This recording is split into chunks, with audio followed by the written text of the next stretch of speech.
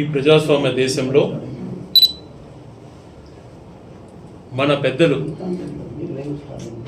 కొన్ని నియమాలు నిబంధనలతో వ్యవస్థలు కానీ ప్రజలకు ఎలా మంచి జరగాలంటే ఉద్దేశంతో దీర్ఘకాలికంగా అనేక దేశాలు పర్యటించి గొప్ప రాజ్యాంగాన్ని ఇచ్చారు గౌరవ్ అంబేద్కర్ గారు. అలాగే ప్రపంచంలోనే భారతదేశానికి ఒక మంచి పేరు తీసుకురావడంలో శాంతి అన్నటువంటిది దానికి ఉన్నటువంటి ప్రాధాన్యతని ప్రపంచానికి తెలియజేశారు మహాత్మా గాంధీ గారు. అటువంటి పెద్దలు కొన్ని విలువలను ఈ దేశానికి ఇచ్చి స్వతంత్రం తెప్పించారు. ఆ విలువలను అప్పుడప్పుడు కొంతమంది దాన్ని తగ్గించాలని చూసినా ఎప్పటికప్పుడు ప్రజలు అప్రమత్తమై ఆ విలువలను కాపాడుకుంటూ వచ్చారు. కోర్టులు అనేటివి ఎందుకున్నాయి, కలెక్టర్లు ఏం పని చేస్తారు, ఎస్పీల డ్యూటీ ఏంటి, తర్వాత ఆర్డీఓలు ఏంది, ఎంఆర్ఓలు ఏంది, ఎండిఓలు, ఇట్లా వ్యవస్థలన్నింటినీ కూడా ప్రజలకు ఏ రకంగా ఉపయోగపడాలి, ప్రజాస్వామ్యంలో ఎవరి ఆలోచన వాళ్ళకుంటాయి కానీ గౌరవించాల్సినటువంటిది అందరినీ ఒకే రకంగా గౌరవించాలా అటువంటిది మన రాజ్యాంగంలో మన పెద్దలు నేర్పించినటువంటి పాయింట్లన్నీ కూడా మనకు తెలియజేశారు. ఇవన్నిటినీ అనుకొని అధికార పార్టీ ఉంటే చాలు, మా యొక్క అధికారులు కూడా చదువుకున్నటువంటి వ్యక్తులు, దీర్ఘకాలికంగా ప్రజాస్వామ్య విలువలు కాపాడాల్సినటువంటి వ్యక్తులు కూడా దిగజారిపోయి అధికార పార్టీ నాయకులకు తొత్తులుగా మారి కలెక్టర్, ఎస్పీ లాంటి వాళ్ళు కూడా దిగజారి వ్యవహరించడం ఎప్పుడు కూడా చూడలేదు. యాక్టివ్ పాలిటిక్స్లో, పూర్తి స్థాయి రాజకీయాలలో గత 22 సంవత్సరాల నుంచి నేను ఉన్నాను. ఎప్పుడు కూడా ఇంతలాగా వ్యవస్థల్ని నాశనం చేస్తూ రాజకీయ నాయకులకు భయపడి, అధికార పార్టీకి భయపడి వ్యవహరిస్తున్నటువంటి అధికారులను ఇంత నీచంగా వ్యవహరించడం ఎప్పుడు చూడలేదు. ఎవరు అతీతులు కాదు. ఒకప్పుడు ఐఏఎస్ అంటే ఎంతో గౌరవం ఉండేది. ఒక సమస్య వాళ్ళ దృష్టికి వెళ్తే కలెక్టర్ ఇన్వాల్వ్ అవుతాడు అని అంటే దానికి ఒక వాల్యూ ఉండేది. ముఖ్యంగా అంతటికన్నా ఐపీఎస్లు, ఎస్పీ గారు లా అండ్ ఆర్డర్ విషయంలో వాళ్ళకు నోటీసులకు ఏదైనా వెళ్తే అక్కడ అందరికీ న్యాయం చేసేటువంటి విషయంలో ఏ రకంగా వ్యవహరించాలి అనేటువంటి దాంట్లో ప్రజలకు ఒక నమ్మకం ఉండేది.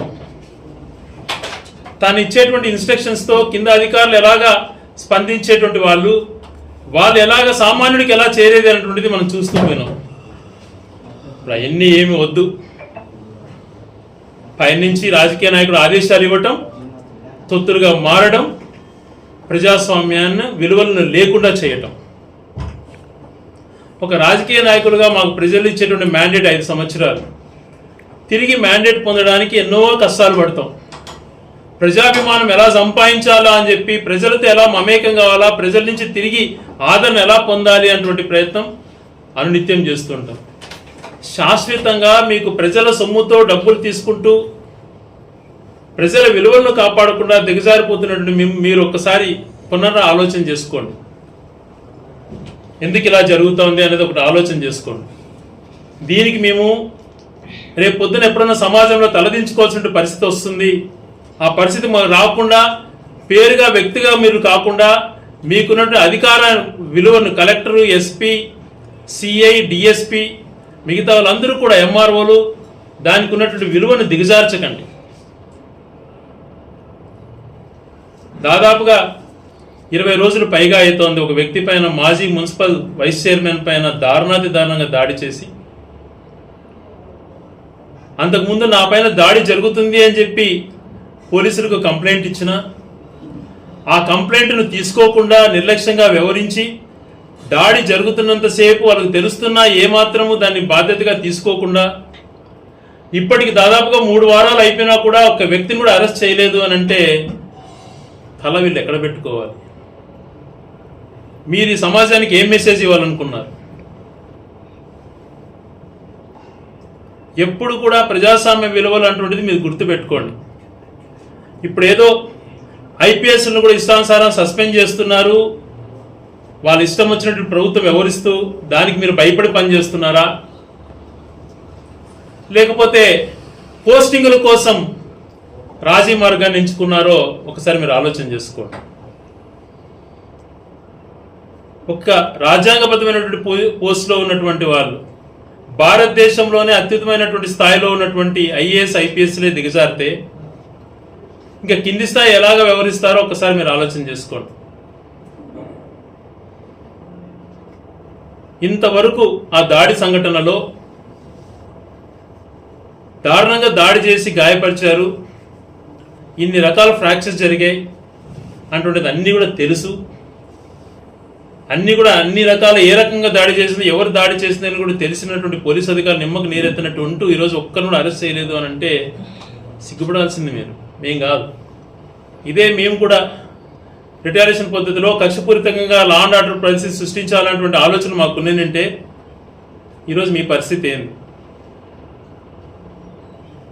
మేము ప్రతిపక్షంలో ఉన్న ఒక ప్రాంతంలో ఏదో జరగబోతోంది అన్నటువంటి సంఘటనను అత్యుత్తమైనటువంటి అధికారులు మా నోటీస్కి వచ్చి దీన్ని ఇట్లా అవుతుంది, మీరు దీన్ని సామరస్యంగా మాకు సహకరించండి అని అంటే సింగిల్ హ్యాండెడ్గా సహకరించాం, ఒక విలువలు పాటించాం. అవన్నీ కూడా మర్చిపోయి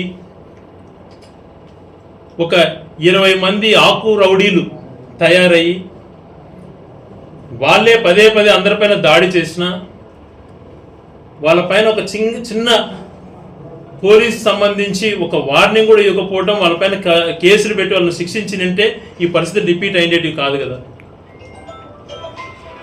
ఒక 20 మంది ఆకు రౌడీలను మీరు పెంచి పోషిస్తూ కేవలం అది ఒక పోలీసుల యొక్క అండతోనే ఈ కార్యక్రమాలు వాళ్ళు చేస్తున్నారు. మీలో చలనం లేకపోవటం వల్లనే వాళ్ళు ఇది చేస్తున్నారు. ఇంతవరకు నోరెత్తి మాట్లాడలేదు నేను, కానీ మీలో మార్పు వస్తుంది అని వెయిట్ చేశాను. కానీ ఇంత దారుణంగా వ్యవహరిస్తున్నందుకు ఒక ప్రజాస్వామ్యవాదిగా నేను సిగ్గుపడుతున్నా. మీరు సిగ్గు తెచ్చుకోండి అని చెప్పి మీకు తెలియజేస్తున్నా. రెవెన్యూ వ్యవస్థలో ఏ రకంగా అయినటువంటి కబ్జాలు జరుగుతున్నాయి, ఏ రకంగా తహసీల్దార్ ఆఫీస్ నుంచి ఇష్టానుసారం ఏ భూములంటే కూడా ఎవరు భూములంటే వాళ్ళు ఏ రకంగా కావాల్సి అయిన వాళ్ళకు పంచిపెడుతున్నారన్నటువంటిది చూస్తే నిజంగా ఇది అధికారులు తప్పిదంగానే నాకు అనిపిస్తాం. ఎందుకు ఇంత ఒత్తిడిగా మీరు లొంగి వ్యవహరిస్తున్నారు? ఇవన్నీ రికార్డు లేకుండా పోవు. ఇవన్నీ కూడా భవిష్యత్తులో తప్పు చేసిన వాళ్ళకు శిక్ష పడకుండా పోదు. అది మీరు గుర్తుపెట్టుకోవాలి. ఇప్పుడు మీరు భయంతోనో డబ్బులు కక్కుర్తుపడో మీ ఇష్టానుసారం భూములు ఇస్తున్నారు, ఏదంటే అవి చేస్తున్నారు. భూముల వ్యవహారాలలో ప్రతిదీ అకౌంటబిలిటీ అనేటువంటిది ఒకటి ఉంటుంది. అది ఎక్కడికి పోయినా మీరు తప్పించుకోలేరు. ఎస్పెషలీ ఆ ప్రభుత్వానికి ఏ రకంగా భూములు యూజ్ అన్నటువంటిది నేను చేశాను కాబట్టి నాకు తెలుస్తుంది. అవన్నీ కూడా మీకు వివరిస్తాను. ఇంత దారుణమైన పరిస్థితులకు తీసుకొచ్చి నలుగురిని కొడితే అందరూ భయపడతారు. స్థానిక సంస్థల ఎన్నికల్లో ఏకపక్షంగా చేసుకోవాలని భావిస్తున్నారా? మీరు ఏమనుకుంటున్నారా రాజకీయాలంటే? మీరు ఏమనుకుంటున్నారు? ఈ ప్రజాస్వామ్యం అంటే మీ దృష్టిలో ఏమనిపిస్తుంది మీకు? ఇప్పుడే మనం చూస్తున్నాం, ఏదైతే ప్రభుత్వాలు సరైనటువంటి రీతిలో వ్యవహరించకపోతే ముఖ్యంగా జెన్జీ యువత ఏ రకంగా ప్రేరణ పొంది ఆ వ్యవస్థను గాడిలో పెడుతున్నారో మనము అనేక దేశాల్లో చూసాం. నేపాల్లో ఒక చిన్న సంఘటనతో మొదలై దేశాన్నే కబలించేసి ప్రజాస్వామ్య విలువలు కాపాడుకున్నారు యువత. అంతకన్నా మూడింతలు పవర్ఫుల్గా ఉన్నటువంటి యువత ఈ దేశంలో ఉంది. కాక్రోచ్ జనతా పార్టీ అని పెడితే ఒక్క రోజులో 20 మిలియన్స్ మంది దాంట్లోకి వచ్చినటువంటి యువత ఉన్నటువంటి ఈ దేశంలో నువ్వు ఏకపక్షంగా దౌర్జన్యంగా చేసుకుంటావా? చూస్తాం. అది కూడా ప్రజాస్వామ్య విలువలతో, ప్రజాస్వామ్య గౌరవంతో మీ అన్ని వ్యవస్థలు ఒకటైనా, మీ వ్యవస్థలన్నీ దిగజార్చుకొని మీరు ఒకటైనా కూడా నేను అండగా ఉంటా. ప్రతి ఊర్లో, ప్రతి వార్డులో,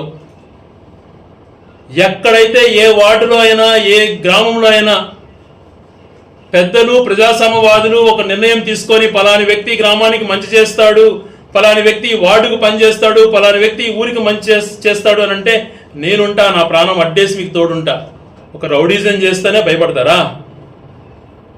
మబ్బుల్లో మనిషిని ఇది చేస్తాము అన్నటువంటి భావన మీకు ఉంటుందేమో.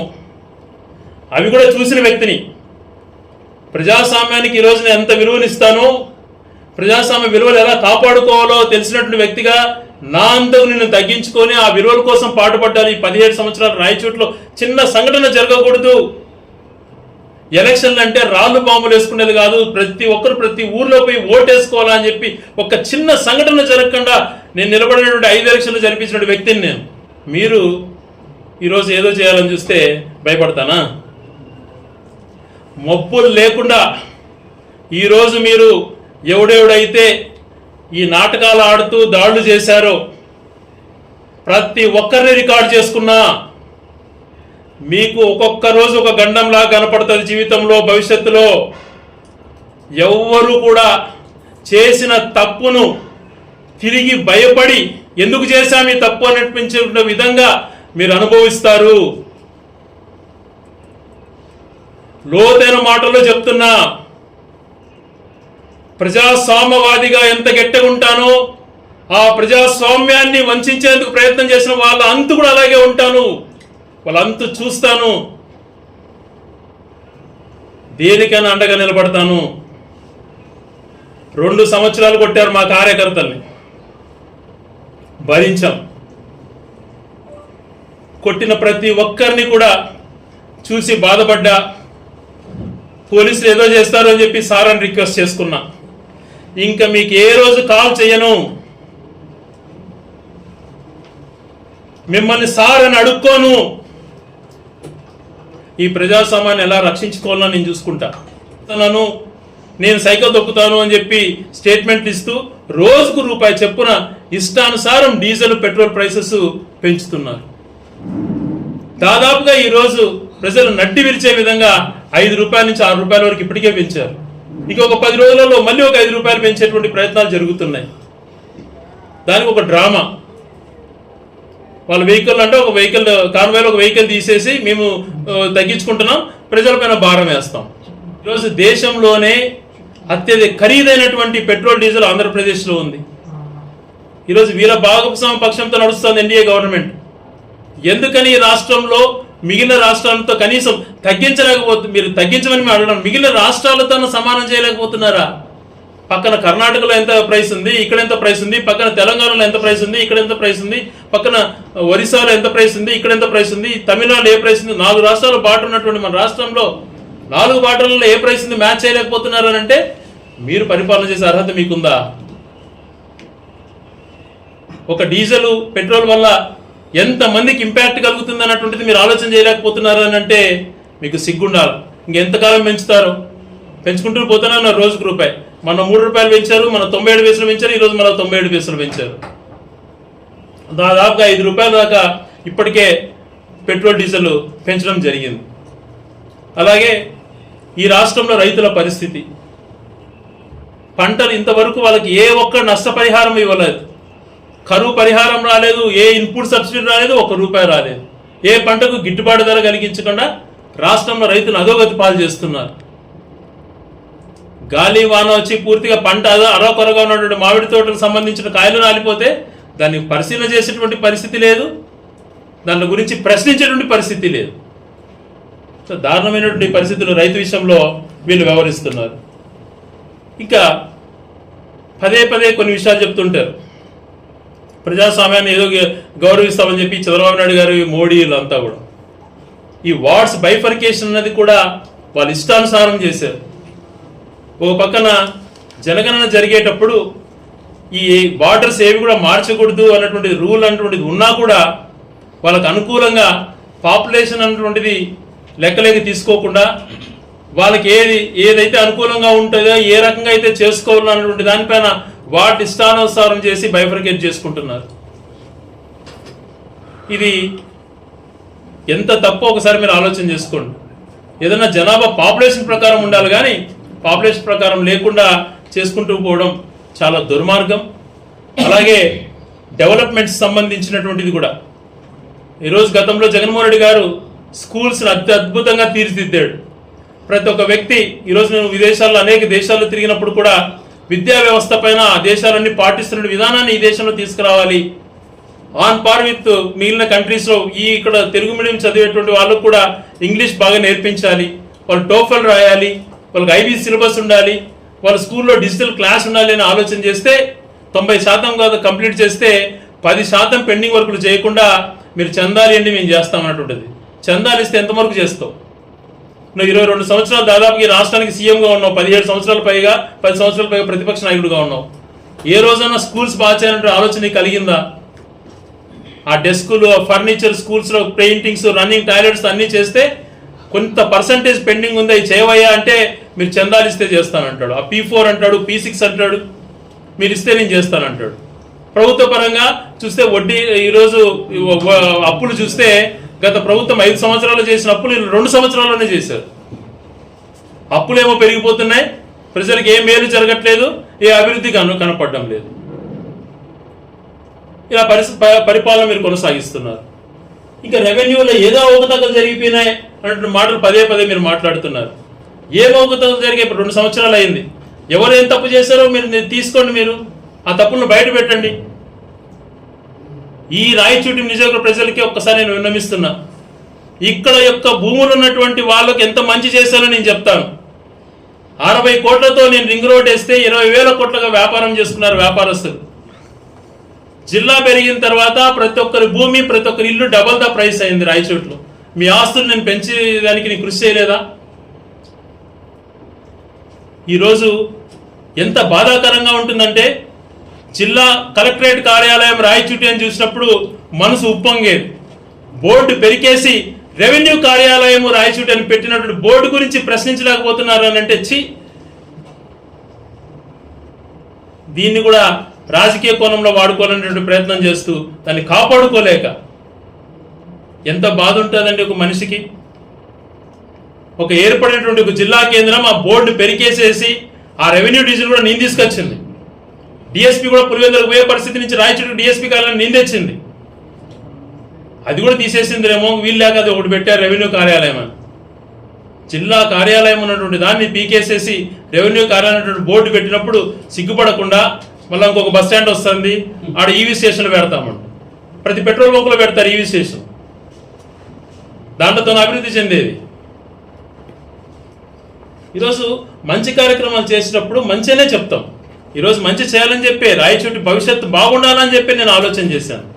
ఈరోజు యోగి వేమన యూనివర్సిటీకి నేను 100 ఎకరాలు కేటాయించబడ్డా, అది గవర్నమెంట్కి అలాట్ అయ్యింది. ఇంటిగ్రేటెడ్ కలెక్టరేట్కి 100 ఎకరాలు కేటాయించిన, అక్కడ ఏదో కబ్జాలు జరిగినాయని నిరూపించు నువ్వు చేతనైతే. కలెక్టర్ బంగ్లా కేటాయించిన 5 ఎకరాలు, జిల్లా అయితేనే కలెక్టర్ బంగ్లా 5 ఎకరాలలో మిగిలిన జిల్లాలతో పాటు ఉండాలని చెప్పి ఏర్పడిన 13 జిల్లాలు ఎక్కడ కలెక్టర్ బంగ్లా కట్టాల. కలెక్టర్ బంగ్లా కూడా పూర్తి చేయాలని చెప్పి సంకల్పించి 5 ఎకరాలు స్థలం కేటాయించి దాని పనులు కూడా ఎలక్షన్స్ టైంకి అర్థం పైన కంప్లీట్ చేయించాం. అలాగే జేసీ బంగ్లాకు 2 ఎకరాలు, ఎస్పీ బంగ్లాకు 1.5 ఎకరా, స్టేట్ గెస్ట్ హౌస్కి 2 ఎకరాలు, డిఎస్పీ కార్యాలయానికి 2 ఎకరాలు, ట్రాఫిక్ పోలీస్ స్టేషన్కి 1/2 ఎకరా, కేంద్రీయ విద్యాలయం ఆల్మోస్ట్ కంప్లీట్ స్టేజ్కి తీసుకొచ్చాం, దానికి 5 ఎకరాలు కేటాయించాం.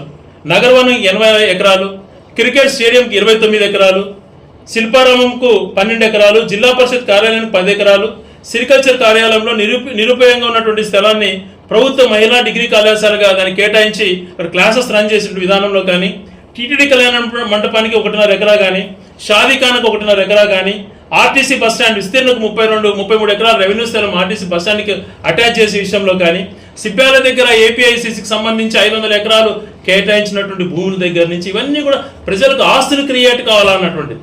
1 ఎకరా లేదు గవర్నమెంట్ తరఫున ఈ రాయచోట్లో అని చెప్పి ఇవన్నీ అలాటెడ్ అన్ని చేయించేసి విత్ ఆల్ అప్పుడే మొత్తం ప్రొసీజర్స్ కూడా అన్ని క్లియర్ చేస్తాం. ఇవన్నీ కూడా ఇవన్నీ కాకుండా నారాయణ రెడ్డి గారి పల్లెలో 6,000 ఎకరాలు 6,000 మందికి పట్టాలు ఇచ్చే విషయంలో అయితేనేమి, చనుముకపల్లిలో 2,000 మందికి పైగా ఉండేసి ఈరోజు ఆ టిట్కో భవనాలు కట్ట అవి కూడా నేను అప్పుడు అక్వైర్ చేయించింది. ఈరోజు మీరు అన్నీ కూడా కాలనీలకు అన్ని ఎన్టీఆర్ పేరు పెట్టుకోండి, సంతోషమే కాదనలో పెట్టుకోండి పేరు, కానీ అవన్నీ మీరు చేసినంటే పెట్టుకుంటే ఇంకా బాగుండేది. అవన్నీ మేము చేసాం. 93 కాలనీలు ఈరోజు ఈ నియోజకవర్గంలో కేటాయించి ప్రజలకు అందుబాటులోకి తీసుకొచ్చాం. 20,000 పక్కా గృహాలు కట్టించడమే కాకుండా ప్రతి ఒక్కరికి ఇన్ని మంచి కార్యక్రమాలు మేము చేసాం. ఈరోజు ఈ భూముల కేటాయింపులన్నీ ప్రభుత్వానికి చెందినాయి, దాదాపుగా 1000 నుంచి 2,000 ఎకరాలు. ఇవన్నీ కూడా ప్రభుత్వ ఆస్తులుగా అయితే కదా ఫ్యూచర్లో. ఈరోజు స్టేట్ గెస్ట్ హౌస్ ఆస్తి 20 కోట్ల పైన అవుతుంది. చెప్పండి, ఈ రకంగా ఎంత అసెట్స్ రాయచూరు ప్రజలు క్రియేట్ చేసాము. భవిష్యత్ యువతకు బాగుండాలి. ఇక్కడ పీజీ సెంటర్ 100 ఎకరాలు కేటాయించి మొదలు పెడితే అక్కడ యూనివర్సిటీ అయితే కన్నా ఈ ప్రాంతంలో యువత ఎంతో చైతన్యవంతులు అవుతారు. ఈ కలెక్టర్ ఆఫీసులు ఇవన్నీ ఉండడం వల్ల ఈ ప్రాంత ప్రజలు చైతన్యవంతులై వాళ్ళకి ఎంత ఎంప్లాయ్మెంట్ జనరేట్ అవుతుంది అని చెప్పి ప్రతి నిమిషం ఆలోచన చేస్తాం.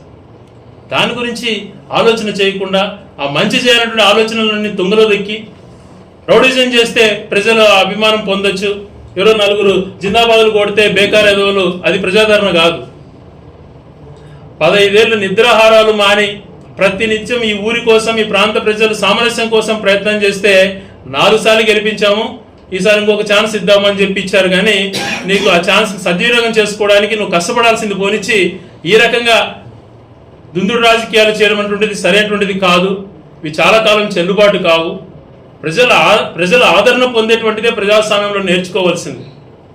ప్రజలలో స్థానం ఎలా సంపాదించుకోవాలి, ప్రజలకు మేలు చేసి వాళ్ళకి ఏ రకమైనటువంటి ఇది చేయాలి, ఆ తపన మనకు ఉండాలి. ప్రతి నిమిషం అధికారం అన్నటువంటిది ఉన్నప్పుడు ప్రతి నిమిషము తప్పించి పనిచేయాలి.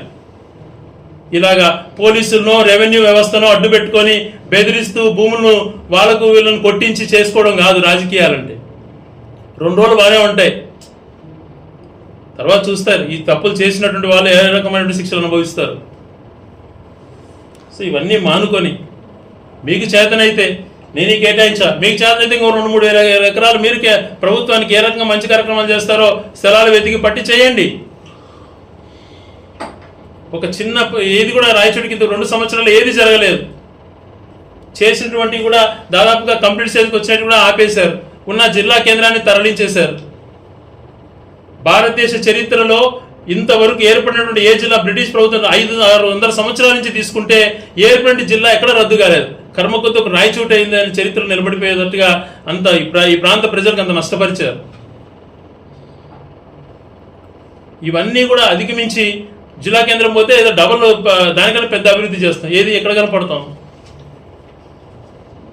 ఏ కార్యక్రమంలో ముందుకు పోతున్నారు. అట్లా అభిమానం సంపాదించుకోవాలి, కానీ 4 వేసుకొని ఇది చేసుకొని అభిమానం సంపాదించుకుంటానని అనుకుంటే అది మీ విజ్ఞతకి వదిలేస్తున్నా. కానీ ఇంక ఈ ప్రజాస్వామ్యాన్ని డిస్టర్బ్ చేసే విషయంలో మా జోలికి వస్తే మాత్రం ఇంకా మేము కూడా ఏ రకంగా రియాక్ట్ అవ్వాలన్నటువంటిది చూపిస్తామని చెప్పి తెలియజేస్తూ, మీకు చేతనైతే ఈ ప్రాంతంలో మీకు అవకాశం ఇచ్చారు, మీకు ఇంకా గొప్ప పదవి కూడా వచ్చింది రాష్ట్ర స్థాయిలో, దాన్ని సద్వినియోగం చేసుకొని ఈ ప్రాంతానికి ఏదన్నా అభివృద్ధి చేసే విషయంలో నీ శాఖపరమైనటువంటి అన్నా కనీసం అవన్నీ అభివృద్ధి చేసే విషయంలో ముందు చూపుతో వివరించి ఈ ప్రాంత ప్రజలకు మేలు చేసే విధంగా ఆలోచన చేయాలని చెప్పి తెలియజేస్తూ, యువతను ముఖ్యంగా కోరుతున్నా, మీరు తలుచుకుంటే చేయలేనిది ఏమీ లేదు. భవిష్యత్తులో ఇక్కడ ఈ ప్రాంతం కూడా ఏ రకంగా అభివృద్ధి చేయాలన్నటువంటిది ప్రతి ఇంచు కూడా అవగాహన ఉన్నటువంటి వ్యక్తిగా మీకు తెలియజేస్తున్నా. మీకు అండగా నేను ఉంటా. ఈ ప్రాంతాన్ని తిరిగి క్రమశిక్ష రీతిలో పెట్టేంత వరకు నేను నిద్రపోను. ఈ ప్రాంత అభివృద్ధి కోసం నేను నా జీవితాన్ని అర్పించుకోవడానికి సిద్ధపడ్డా. అటువంటి వ్యక్తిని నేను దీంట్లో వెనకడి వేస్తాను అన్నటువంటిది కానే కాదు.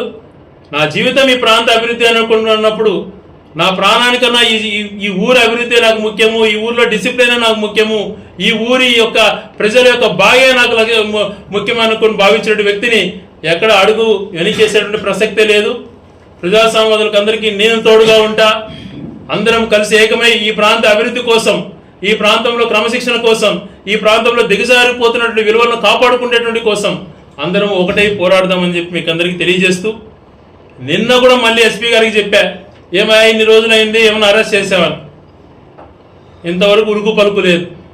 సో ఇవన్నీ కూడా ఆ వ్యవస్థలు వీళ్ళంతా ఈ ఐఏఎస్లకు, కలెక్టర్లకు, ఎస్పీలకు వ్యవహరిస్తున్నటువంటి ఈ రకంగా వ్యవహరిస్తున్నటువంటి పోలీసు అధికారులకు అందరికీ కూడా మీరు ఇలా వ్యవహరిస్తున్నందుకు ఒకరోజు రాత్రి మీ గుండెలపైన చేసుకొని ప్రశాంతంగా ఆలోచన చేసుకోండి.